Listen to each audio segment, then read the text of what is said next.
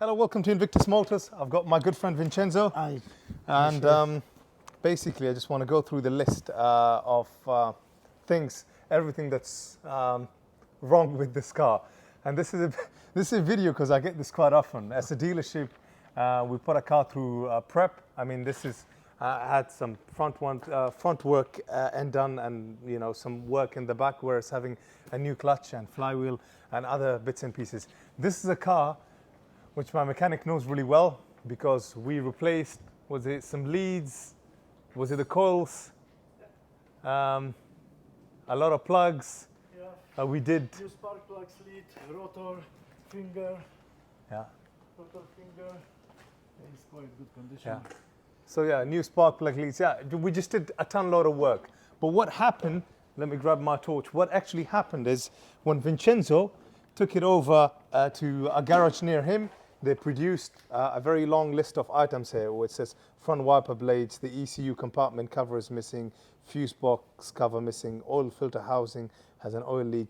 But this is where it gets really worrying because it almost puts you off from owning this 1991 Mercedes SL300. Things like rear discs corroded, front discs corroded, offside front anti-roll bar end play, rear subframe rusted, and all arm plus bushes was recommended to be replaced, including all anti-roll bar links to be replaced. I know you went through your little test with the bar. Can you show us one more time, if you don't mind?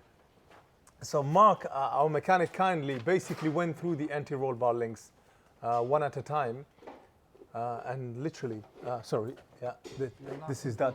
I mean, what you can see is that the rubber, the rubber bushes are a bit worn, but in no way does it actually warrant this being requiring replacement. And the same thing with the front, where he was advised to actually replace these suspension components.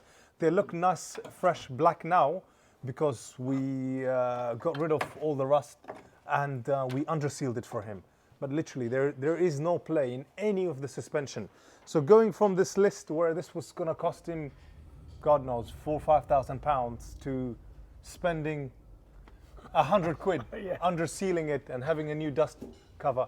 And the other test that Mark actually put this through was checking for any play. I mean, there's literally, I'm having to force it. There's little to no play. And the oil leak, I think it was, so if you come in from this side, great. The oil leak. The things. So the oil leak is basically, it's coming from, when the oil filter and the housing was replaced, there was some splashes, but it's all been cleaned up. It's not leaking. No, I insist. He wants to give it to you. He wants to give it to you himself. Thank you. Vincenzo is a good man.